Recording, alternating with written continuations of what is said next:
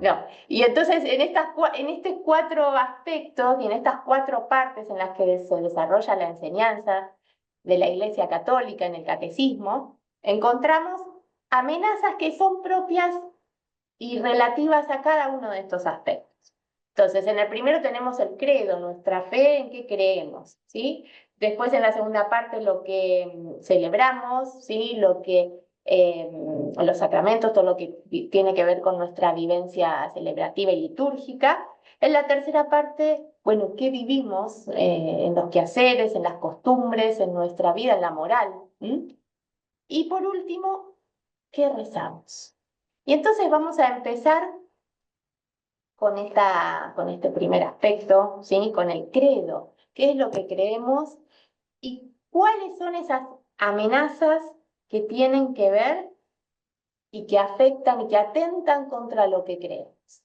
Bueno, en la primera amenaza podemos mencionar el cientificismo. ¿Escucharon a ustedes hablar del cientificismo? Si tuviéramos que definirlo, podríamos decir que es la ideología que considera que el único conocimiento válido proviene de la ciencia. El único conocimiento válido proviene de la ciencia. ¿Y cuál es la consecuencia de considerar que lo único que podemos conocer válidamente provenga de la ciencia? No es que no podamos conocer, por favor, que no se malinterprete, ¿no? Sí, el valor de lo que tiene la ciencia, el conocimiento científico.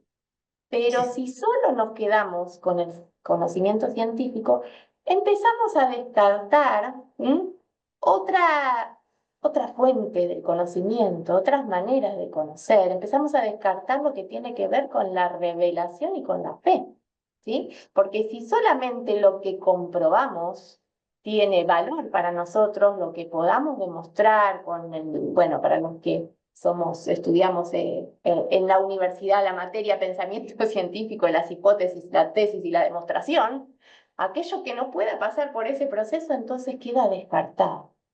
Y nosotros sabemos, porque la palabra de Dios lo dice en Hebreos 1:1, si mal no recuerdo, ¿qué es la fe?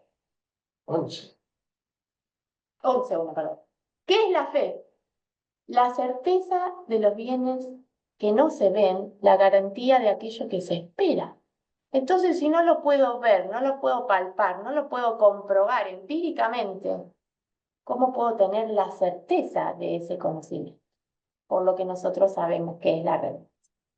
Pero esta actitud que se afianza y se hace más acérrima con todo lo que tiene que ver con una mirada absolutamente racional e intelectual, ¿sí? De las cosas, podemos encontrarla en todos estos ambientes en donde se da justamente la promoción del conocimiento científico.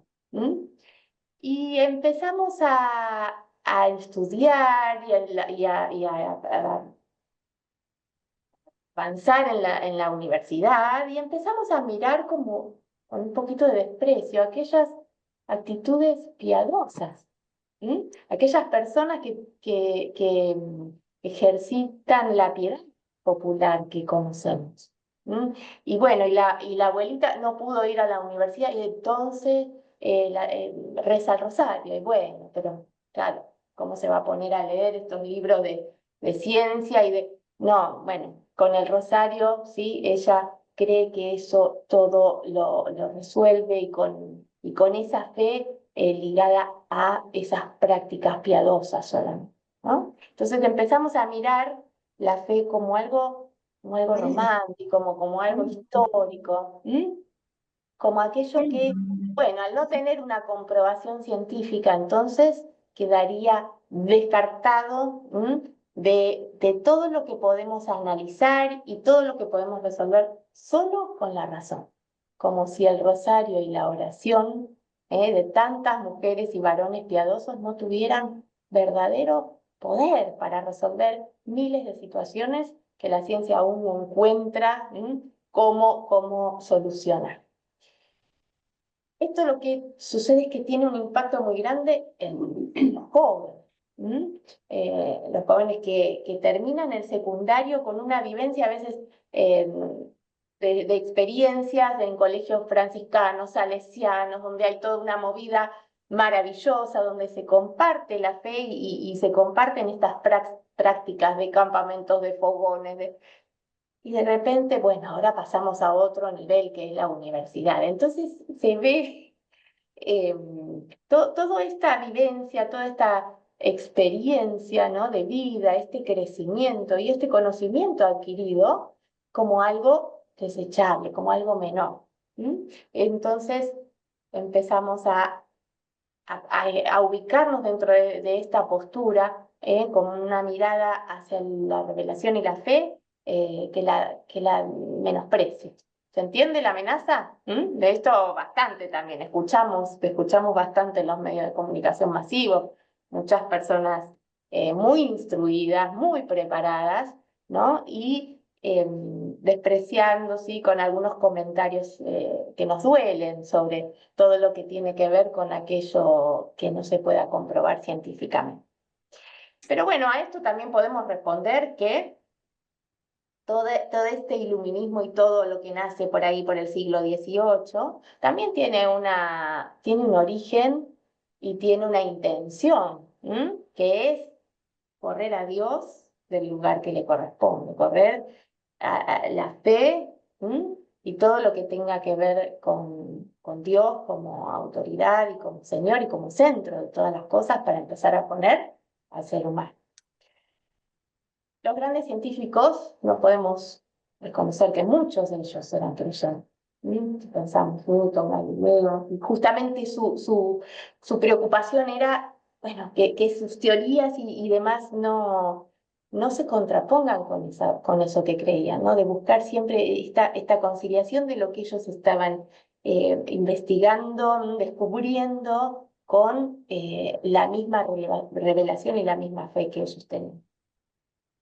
Y también tiene contradicciones en sí que son insalvables. La ciencia. ¿Cómo demostramos mediante la ciencia que el único conocimiento válido es el de la ciencia? Ahí tenemos que pedir auxilio a algo que sea más grande que los humanos, algo que sea mayor que aquello que nosotros podamos imaginar, razonar y establecer a través de este proceso de hipótesis, tesis y demostración. Bueno, ahí tenemos una amenaza al cientificismo. Otra de las amenazas que se presentan en el área de lo que es la fe y de lo que es nuestro creer, el credo, es lo que llama el padre Nelson Medina el buenismo, le dice. ¿El buenismo por qué? Porque tiene que ver con este kindness, nice, que se dicen, son palabras en inglés, que es mostrar siempre, bueno, la bondad de todo, la bondad de todo. Se presenta a Cristo como uno más. Fíjense esto, que es sutil. Hace unos meses tuvimos un retiro en la parroquia donde había una de las hermanas que estaba en el retiro y que le insistía al padre Tomás con una canción de Jesús que se llama Tu Modo. Creo que Tu Modo se llama.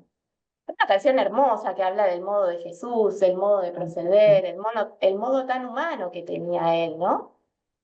Y al padre Tomás no la podía convencer. El padre decía, no, esa canción no me gusta, esa canción no me gusta. Y entonces ella, ¿por qué esa canción no te gusta? Porque no habla de la divinidad de Cristo. Y realmente, muchas veces, con esta intención, esta sana intención a veces, de presentar realmente a Jesús como nuestro hermano, como un humano que ha llorado, que ha estado herido, que ha sufrido, que se ha alegrado también, que ha amado a sus amigos, que ha compartido, corremos el riesgo de presentarlo y de alejarlo de su verdadera identidad, que es 100% humano y 100% Dios. Porque tenemos este deseo y este anhelo de que todos vean la bondad de Jesús, la bondad de Dios, lo bueno, ¿sí?, que ha sido Jesús en la tierra. Y de repente nos encontramos con alumnos, como tengo yo en la escuela del secundario, que cuando le pregunto, ¿quién es Jesús? Ah, ese era, qué bueno que era, ¿eh? Qué bueno que era por mí.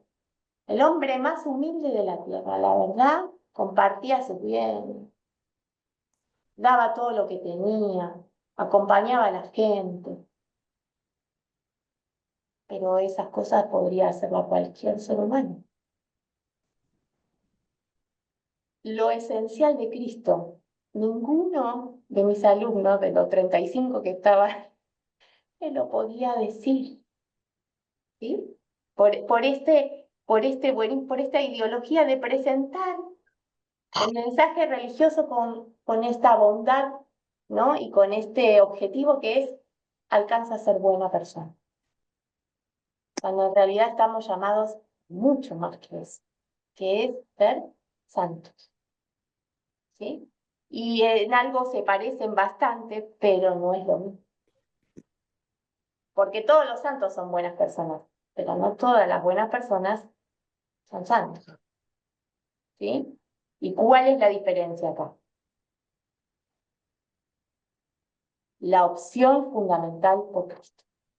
La opción fundamental por Cristo y la entrega de la vida completa al proyecto de amor de Dios, ¿sí? Sea en la vocación que sea, ¿no? Pero cuando yo tengo esa experiencia de encuentro personal con Jesús que cambia completamente mi vida, no puedo dejar después de ser buena persona.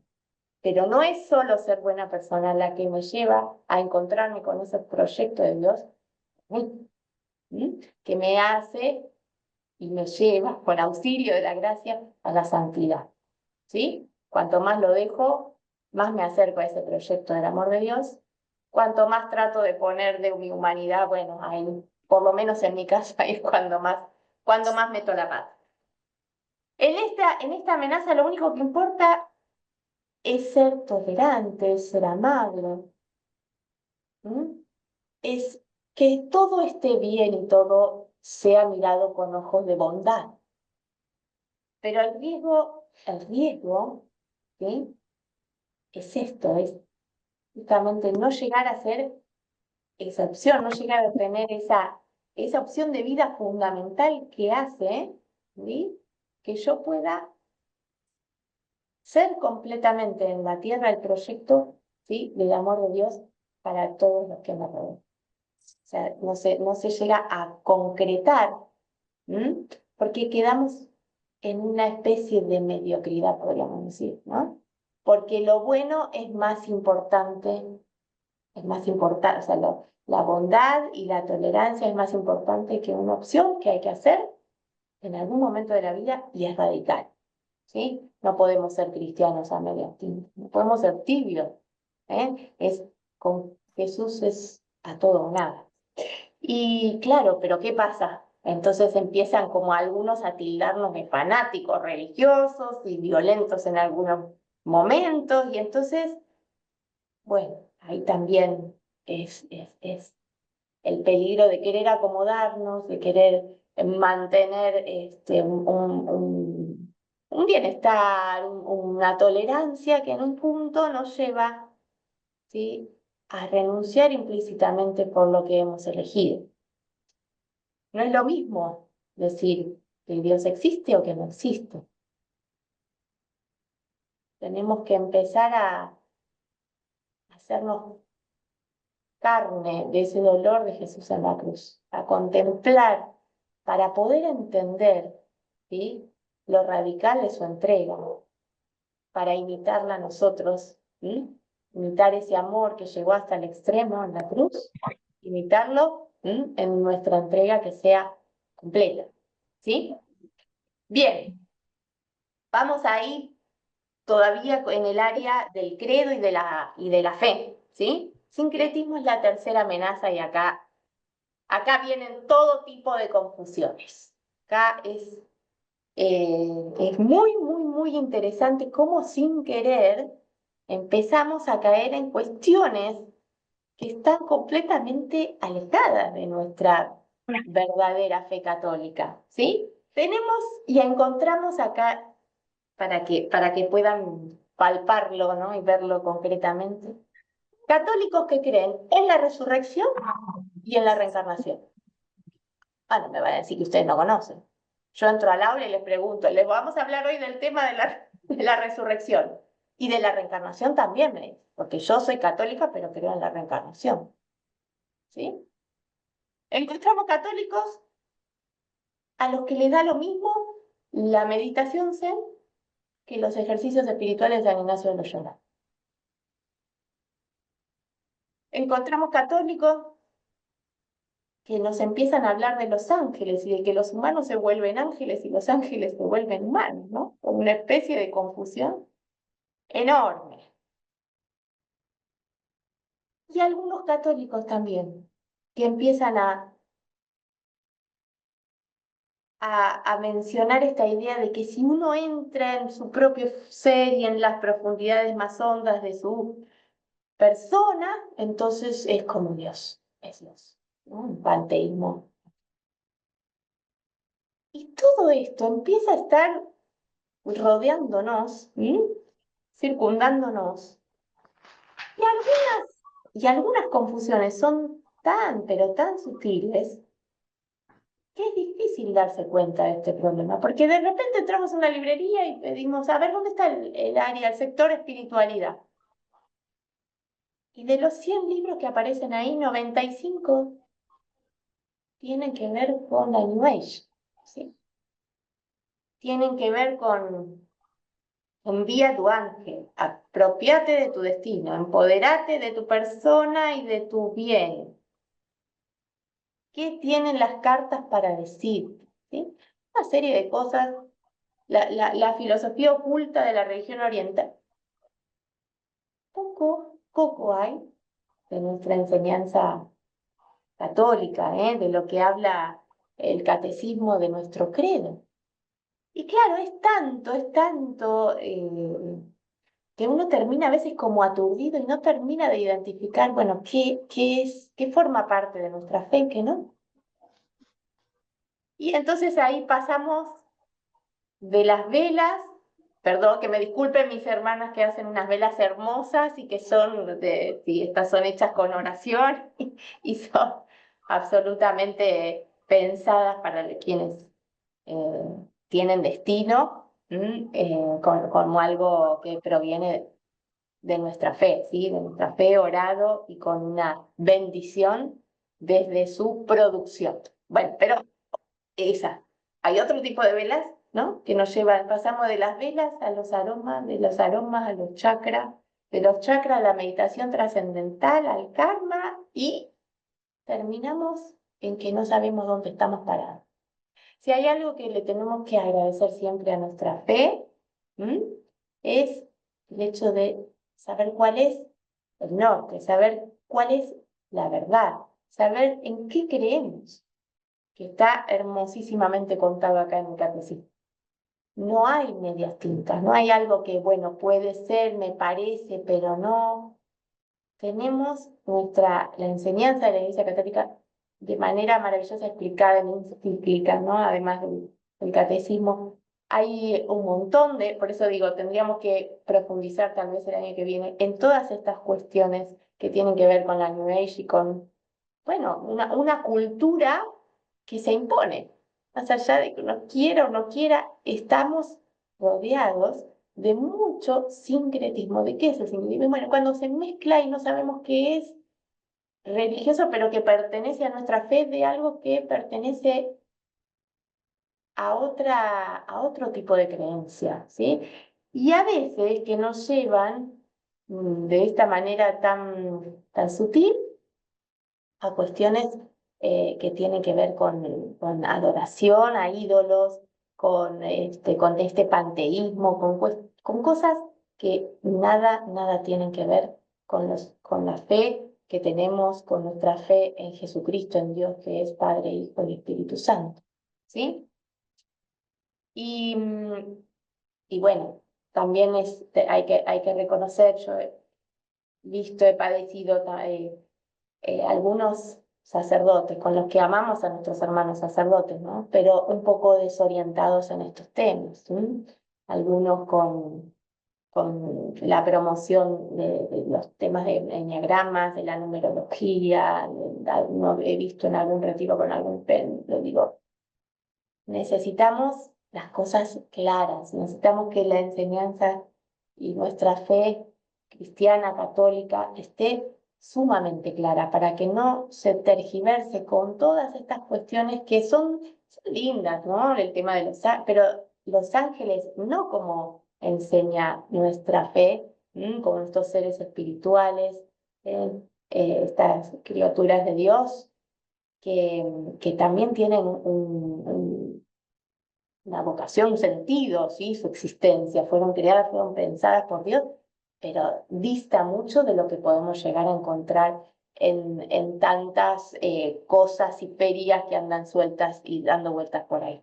Vamos a pasar ahora a las amenazas, pero no que tienen que ver con el credo o con el desarrollo de nuestra fe, en cuanto a la creencia, ¿no? A lo que nosotros creemos, sino a cómo lo vivimos, con nuestras costumbres. Y acá aparecen otro tipo de amenazas que tienen que ver con la moral.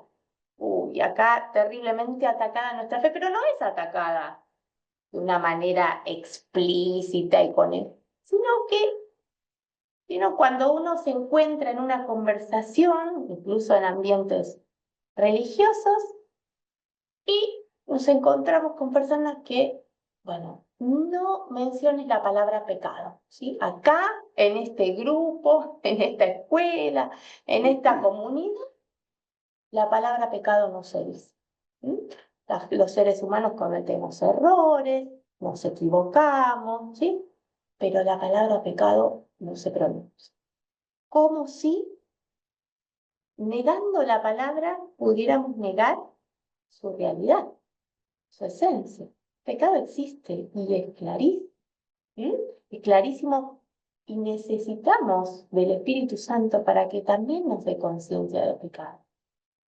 No es que porque lo dibujemos de alguna manera diciendo, bueno, el error, la equivocación, el pecado es pecado y necesita del perdón de Dios.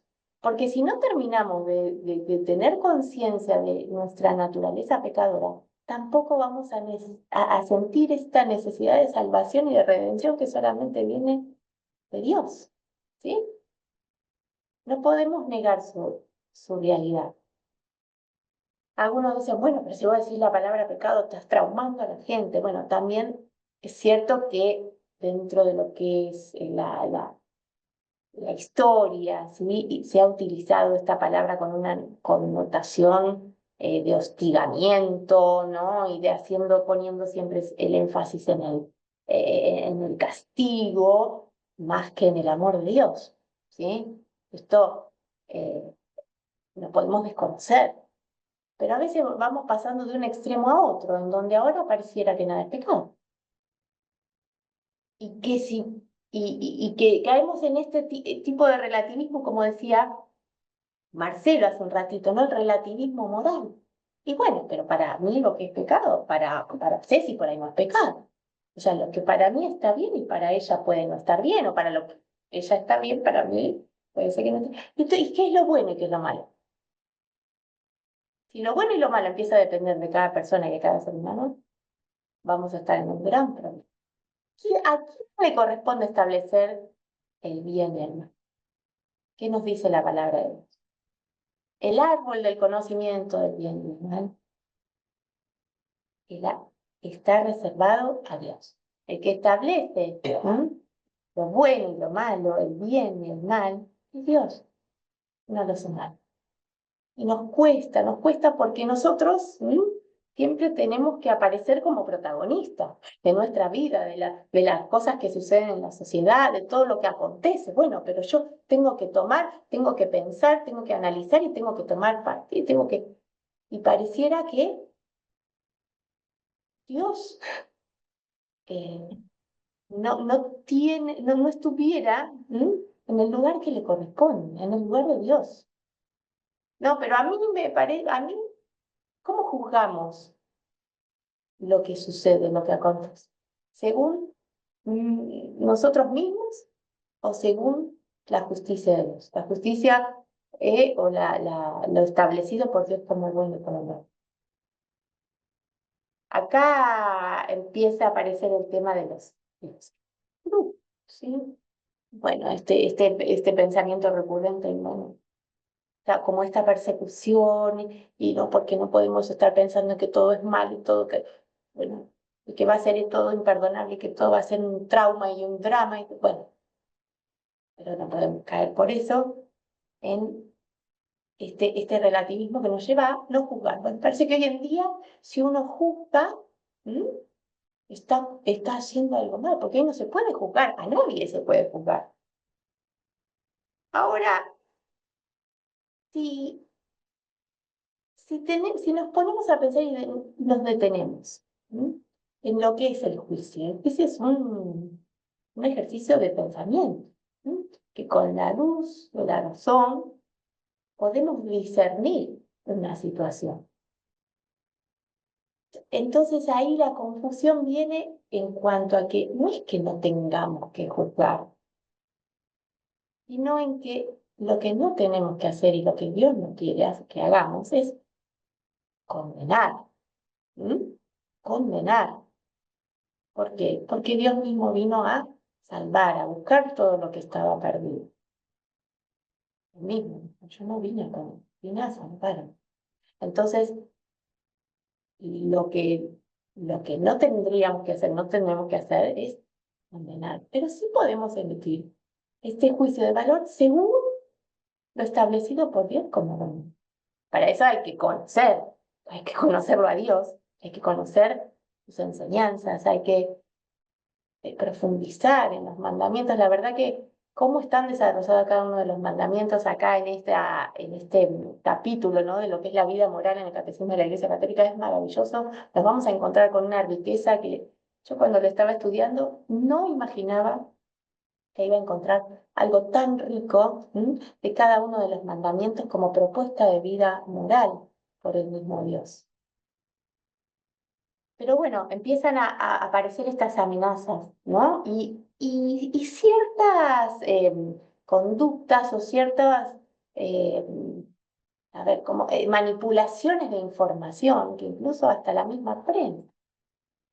Papa Francisco hace un tiempo, ¿se acuerdan? Salió en todas las noticias, los diarios y demás, en un reportaje, medio en un avión, un poco rápido que le hicieron, sobre el tema de la homosexualidad, él respondió: ¿quién soy yo para juzgar a una persona que tiene tendencia homosexual y está trabajando en su conversión?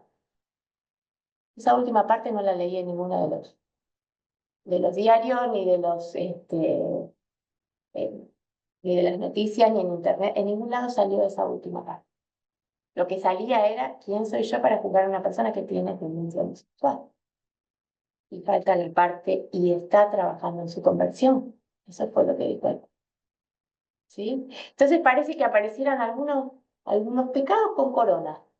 Algunos pecados de los que, bueno, de esto no, de esto cada uno puede tener su propia mirada, su propio juicio, su propio discernimiento. ¿Por qué? Porque cuando aparece el asesinato y sobre todo de algún menor de edad en una situación de abuso, ahí ya ¿eh? Todos emitimos juicio, todos condenamos, todos.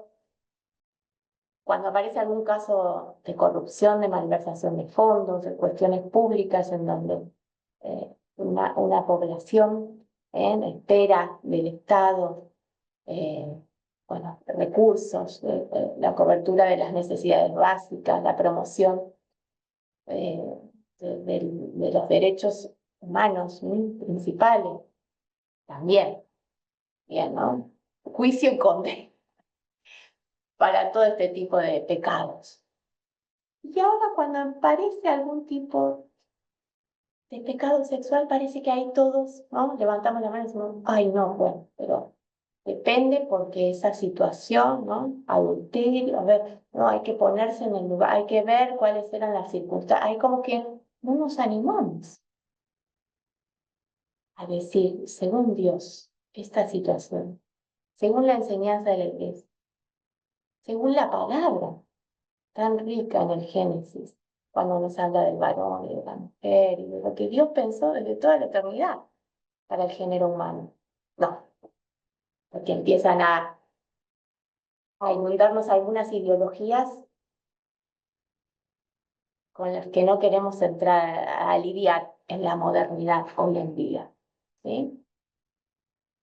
Que difieren muchísimo de lo que nos anuncia la palabra de Dios. Y entonces vamos de este extremo, ¿sí?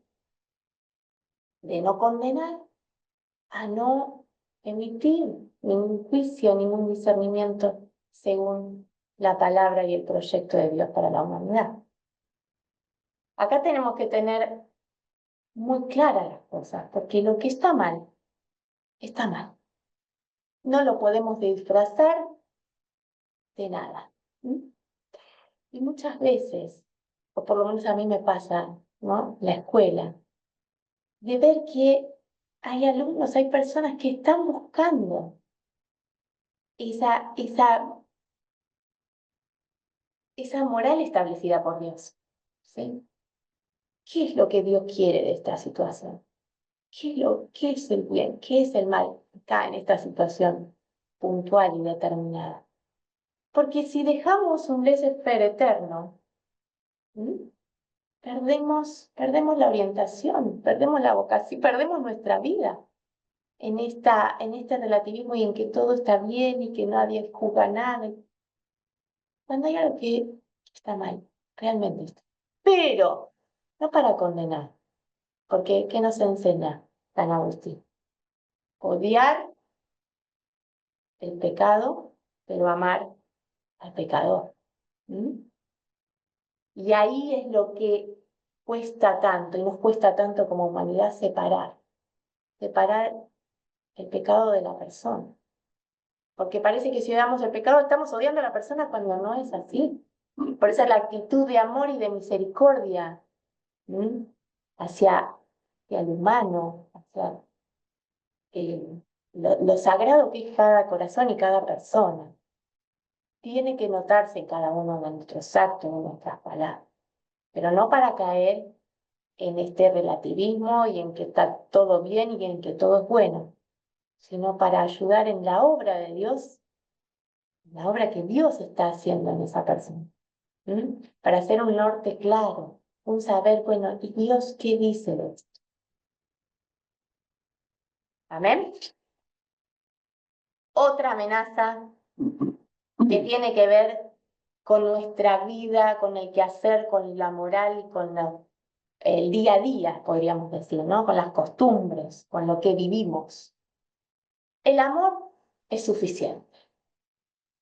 ¿Cuántas veces escuchamos? Bueno, pero si es amor, entonces parece que todo vale, es todo válido. Hay una frase que además, bien dice San Agustín, una frase hermosa: ama y haz lo que quieras, porque nada malo puede salir de esa raíz. Es verdad que nada malo puede salir de la raíz del amor, pero ¿qué amor? ¿El amor nuestro, el amor que tenemos humano o el amor de Dios? El amor de Dios. Si yo me planto desde el amor de Dios, nada malo puede salir de ahí. De hecho, que San Agustín sí que conocía verdaderamente el amor de Dios. Pero a veces agarramos, y acá me hago cargo yo alguna vez en mi vida, por ahí por la adolescencia, ama y haz lo que quiera. Bueno, yo amo a todo el mundo y entonces hago lo que se me ocurre porque amo. Y sin embargo, nuestro amor humano no es como el amor de Dios. Nuestro amor humano es limitado, es finito, es con condiciones, ¿sí? Es temporal. El amor de Dios es otro tipo de amor. Y por eso San Agustín decía esto. Nada malo puede salir de tal raíz, de la raíz de ese amor. ¿Y cómo es ese amor? manifestado en Cristo Jesús, llevado al extremo, hasta las últimas consecuencias, ¿sí? Incondicional, eterno, misericordioso. Entonces, bueno, el amor es suficiente, hay que ver cómo lo interpretamos, hay que ver cómo se interpreta, love is love, como se dice también por ahí, ¿no? Si hay amor, entonces pareciera que todo vale. El ataque no es al amor, cuando no se admite cualquier tipo de pareja o de relación. ¿Cuál es el límite? Tendríamos que pensar ahí. ¿Cuál es el límite? Escuchando al padre Fray Nelson, me enteré de que en Italia hay un grupo de personas que promueven la legalización, ¿saben de qué? De la pedofilia. Porque si hay amor, es puro. Y entonces el sexo es puro con niños, con cadáveres, con perros. Hay un límite. Hay un límite. El amor, entendido como tal y que nos da la libertad plena, es el amor de Dios. El amor entendido, ¿sí? Desde el amor de Dios. Entonces ahí también, vieron, yo hacía referencia a San Agustín y a esta frase de ama y haz lo que quieras, que muchos la abrazamos con fervor en la adolescencia. ¿Por qué? Porque en esa etapa de la juventud el amor y todo lo que tiene que ver con la sexualidad parece que aflora, ¿sí? Aflora de una manera, irrumpe en la vida y parece como un torrente que lleva todo puesto y lleva todo por delante y busca fundamentos que me hagan no libre, que me justifiquen el libertinaje. ¿Se entiende? El amor verdadero, el amor desde Dios, ¿sí? Trae como consecuencia la libertad. Esta opción de elegir el bien. Todo aquello que no se oriente a elegir el bien, la libertad, yo siempre le digo a mis alumnos, no es hacer lo que se me ocurre, lo que se me da la gana, no vale todo. Esa no es la libertad. ¿Sí? La libertad bien entendida, y no me acuerdo ahora el documento de la iglesia también que habla sobre la libertad, que es maravilloso, donde los obispos dicen, es aquello que está, esa opción que está orientada al bien.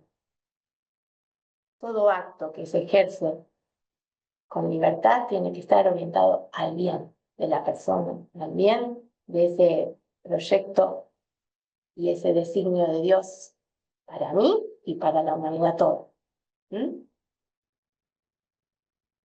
Hay también otra amenaza dentro de lo que es la vida moral, las costumbres, el quehacer cotidiano, que tiene que ver con el olvido total de las obras de misericordia.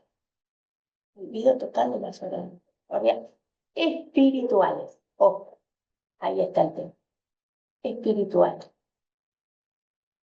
Entonces nos encontramos, este tema a Angelito le apasiona, si vos querés meter algún bocado avísame porque sé que para él es un tema que lo apasiona, ¿sí? Lo apasiona porque hay personas dentro de la iglesia que solo defienden lo que fortalece, lo que favorece la promoción humana, ¿sí? Todo quehacer, todo obra, todo acto que tenga que ver con la promoción humana material, ¿sí? Entonces es un acto que se condice con lo que tenemos que hacer los cristianos, los creyentes, los católicos, ¿sí? Todo aquello que tenga que ver. Y con este fervor de dar de comer a los hambrientos, de abrigar a los que tienen frío, empezamos a olvidarnos de aquello que es esencial en cuanto creyentes, ¿no? En cuanto a lo que Jesús nos pide y le pide a la iglesia. ¿Qué pasa con la conversión? Vayan y hagan que todos sean mis discípulos, nos dice Jesús.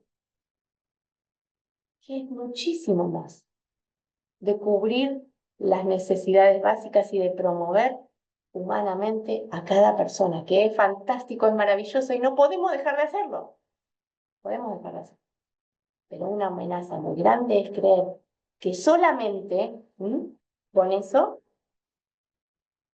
solo con eso, estamos siendo auténticamente cristianos católicos. ¿Sí? Ojo, porque esto lo vemos, o por lo menos yo lo veo, en muchos ámbitos, en muchos lugares. Esta preocupación casi única por cumplir con las obras de misericordia materiales. ¿Y qué nos dice el Papa Benedicto XVI y el Papa Francisco también? Cuando nos olvidamos de las obras de misericordia espirituales, la Iglesia se convierte en una ONG. ¿Saben lo que es una ONG, no? Una organización no gubernamental. La Iglesia no está llamada solo a cubrir las necesidades materiales de las personas.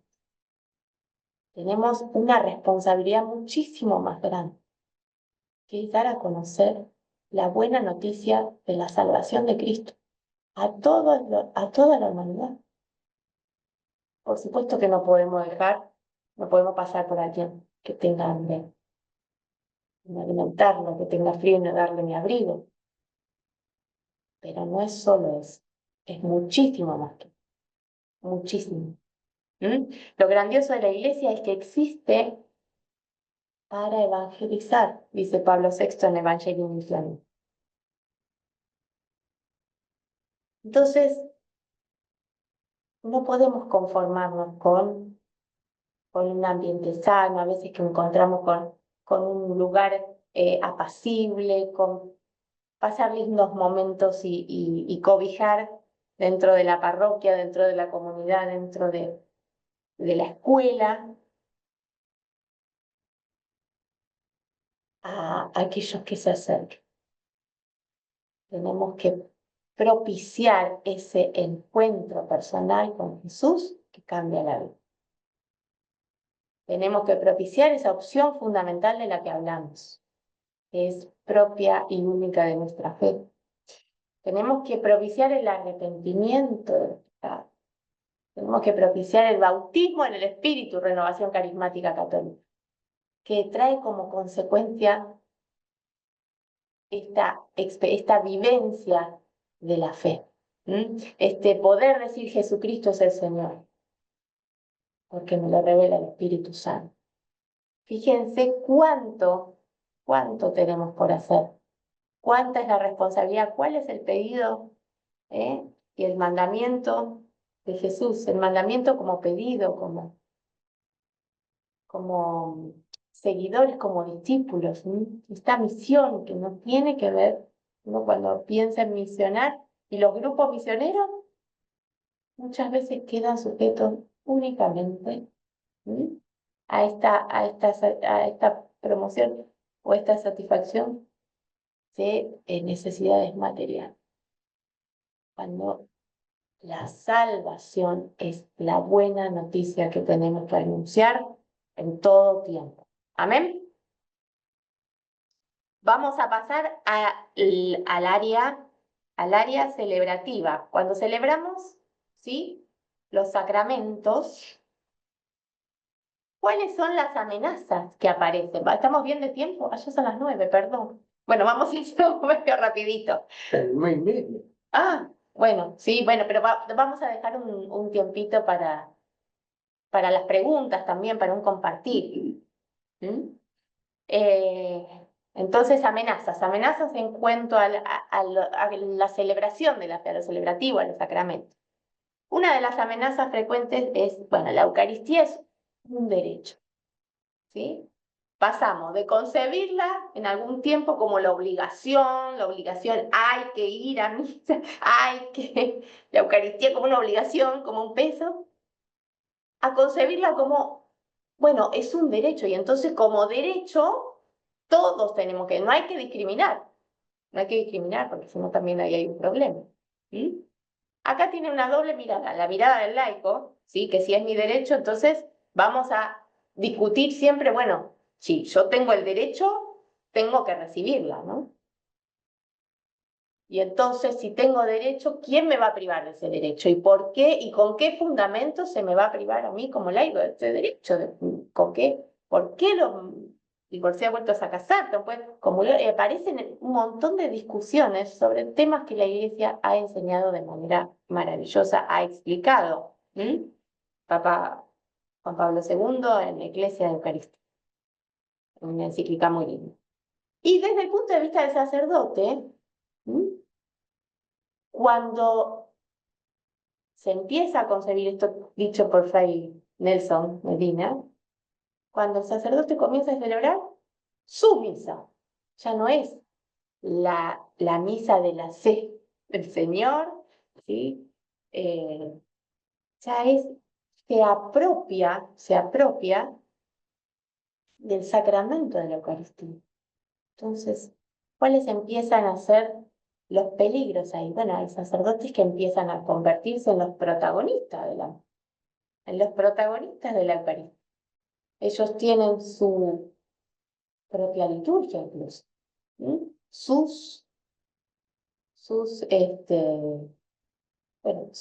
Lo hacen según sus intenciones, sus deseos, ¿sí?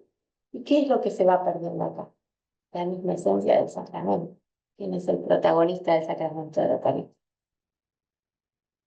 Jesucristo, que se nos da, se nos ofrece, que se nos da como alimento.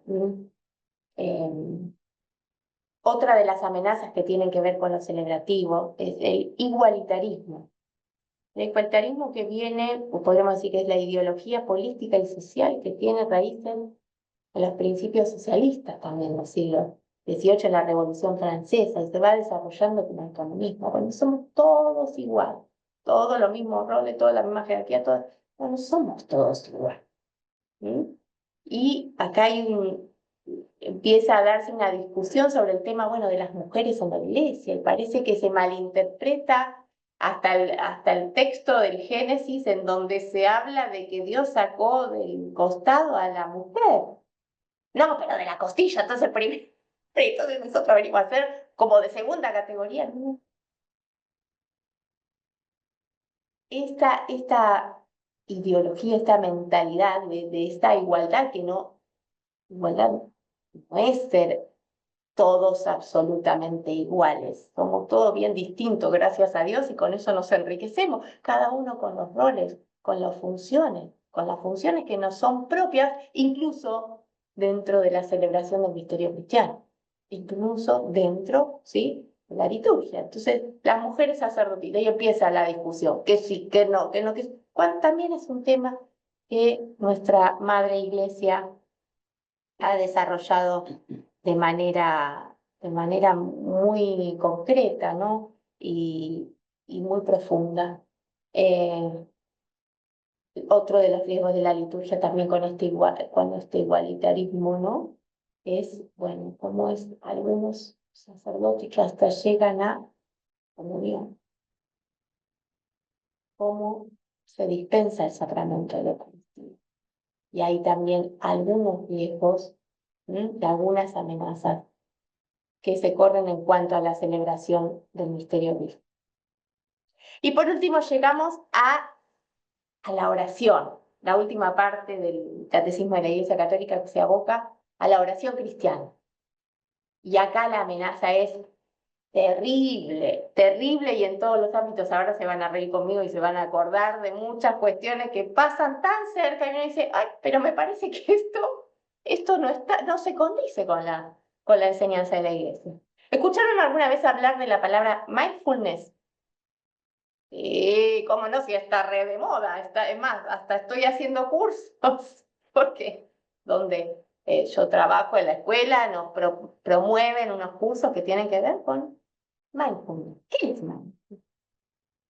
Mindfulness es vaciar la mente. La meditación.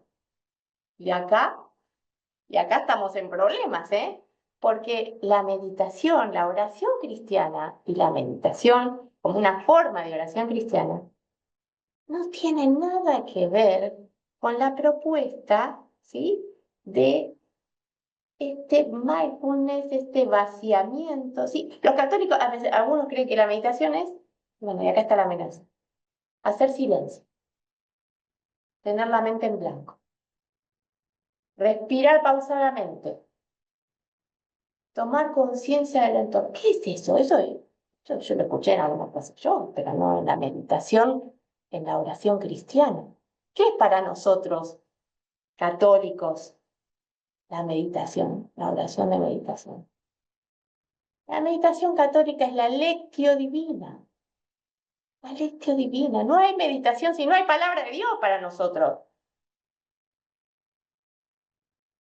La meditación nos lleva a rumiar la palabra, zambullirnos en ese misterio de Dios, en este Dios que se nos hace palabra, ¿sí? El verbo se hizo carne, el verbo es que nos habla Dios mismo en su palabra, viva, eficaz, actual. ¿Cuántas veces nos ha pasado que leemos y leemos el mismo pasaje del Evangelio 40 veces en la vida y las 40 veces nos dice 40 cosas distintas? Porque Dios es el que habla, no es el pasaje, no es el texto. Dios que está hablando a mi corazón. Y es esa la verdadera oración cristiana. Pero ¿qué pasa? Empezamos con la meditación trascendental, con la filosofía zen, este tipo de, porque no conocemos, y esto lo digo con mucha tristeza, en ámbitos verdaderamente católicos y con muy buena intención. No sabemos hacer oración, no sabemos orar. Acá, Renovación Carismática Católica, tenemos una bendición, un regalo enorme en esta oración espontánea y comunitaria. En cuántos movimientos de la iglesia, cuántos hermanos, que amamos con todo el corazón, pero no tienen esta gracia de poder hacer oración espontánea, de decirle a Jesús, te amo, con esta libertad, con esta espontaneidad y como brota de mi corazón sin prejuicios, sin que la mente esté ahí tratando de acomodar palabras lindas, menos, más grande, más chica, más, como salga. Y unirme a la oración de mi hermano, que en ese momento también el Espíritu Santo le inspira a decir, pedimos juntos, oramos, nos metemos ¿sí? en este maravilloso universo que es el amor de Dios, en la oración donde el Espíritu es el que ora en nosotros, no somos nosotros. Qué gracia tan grande tenemos, hermano. Cuánto que tenemos que compartir con nuestra amada iglesia toda y con otros que tampoco conocen y que están buscando y en esta búsqueda se conforman con una meditación tan alejada de la oración como Dios quiere, comunicarse, ¿no? Porque la oración ¿qué es la oración? Es la manera en que Dios se comunica con nosotros. Nos comunicamos con Él habla en mi silencio y le hablo. Esta es la verdadera oración. Esto es lo que el espíritu humano anhela profundamente. Esta es la sed que tenemos de este encuentro profundo con Dios, mi creador, mi salvador, mi todo. Y que no se sabe en distintos ámbitos cómo llegar. ¿Cómo llegar a esto? A esta riqueza tan grande que no es para la renovación carismática, es para toda la iglesia. Pero no sabemos, y entonces empezamos a recurrir a esto, a cursos de mindfulness en todos los colegios católicos. Ah, llegó, ¿por qué no vamos? Exponemos el Santísimo y lo dejamos a él. Y qué tanto curso de una cosa y de otra, que Dios me perdone, y toda la gente de buena voluntad que esto lo hace tratando de promover realmente un silencio interior. Pero el silencio interior, ¿para qué? No es el silencio en sí mismo. Es el silencio para escuchar a Dios en mi corazón. Porque esta meditación vacía, y acá viene el riesgo más grande, esta meditación vacía, sin palabra de Dios, abre puertas. Dios me está regalando hace un tiempo la gracia, ¿sí?, de acompañar en un servicio de discernimiento de espíritus, de oración de liberación. Y llegan personas agobiadas, perturbadas, y 2 o 3 palabras cruzadas con ellas entendemos, entendemos digo porque hay un equipo, ¿no? Entendemos cómo el enemigo entró con alfombra roja a la conciencia, al corazón, a la vida de este ser humano, con alfombra roja. No es que le abrió la ventana, le abrió la puerta de par en par, 2 puertas, doble puerta, buscando a Dios, pero en lugares equivocados, de maneras equivocadas. Y otra vez volvemos. ¿Cuánta responsabilidad tenemos de compartir esto que nos fue dado? Para cerrar, porque ya no me quiero extender más y así charlamos un poquito si quieren. Proteger la fe, sí, protegerla, pero no solamente protegerla, como este gran tesoro que tenemos. Es ser agradecidos también con nuestra fe. Ser agradecidos por esta vivencia, por esta experiencia que hemos tenido de bautismo en el Espíritu, que nos cambió, pero por completo. Cuidar, ser agradecidos y compartir. Ahí está la responsabilidad. Por justicia, con Dios y con mis hermanos. No puedo guardarme para mí todo esto que recibí, porque no es mío, no es nuestro. Vamos a leer. ¿No me querés leer, Angelito? No puede, dice. Bueno, voy a leer yo. Primera carta a los Corintios, San Pablo. Capítulo 4, versículo 7.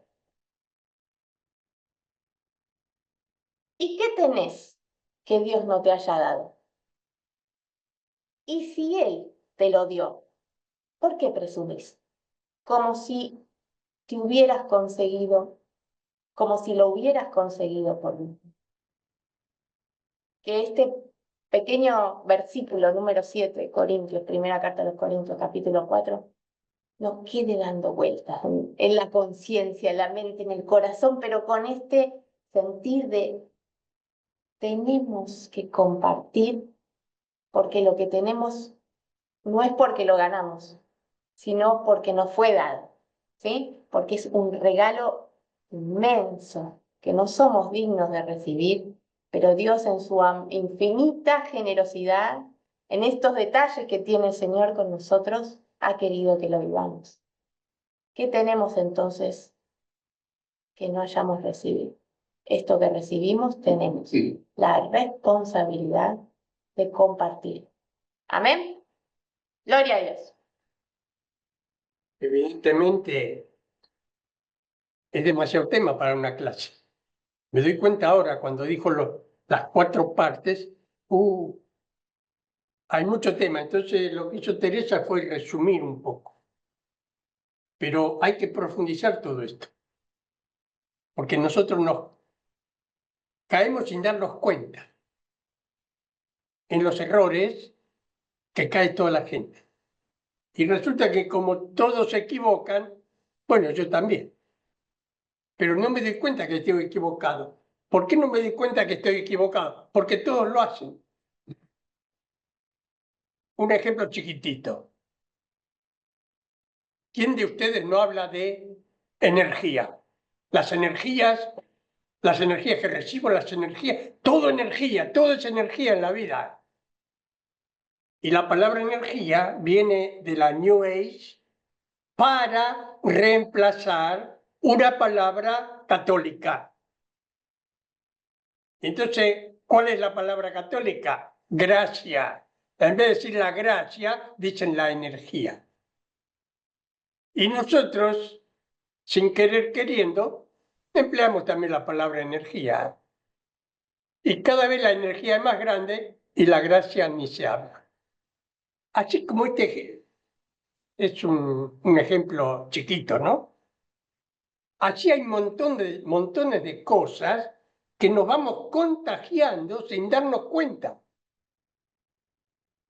Y no nos damos cuenta. Por eso hay que tener bien claro lo que decía Teresa. La doctrina de la Iglesia, catecismo de la Iglesia cristiana, eso tenemos que saberlo, no solamente leerlo, saberlo. Y después la palabra de Dios. Con estas dos cosas tenemos que ir al frente en el mundo, porque el mundo viene sin estas dos cosas. Entonces pasa de todo. Y nosotros sin darnos cuenta, como todos lo hacen, caemos. Y no es cuestión de que como todos lo hacen está bien. Entonces yo también empleo la palabra energía, porque la energía que yo te doy y la energía de Dios, ¿qué energía? La gracia, la gracia. La palabra es gracia, no es energía.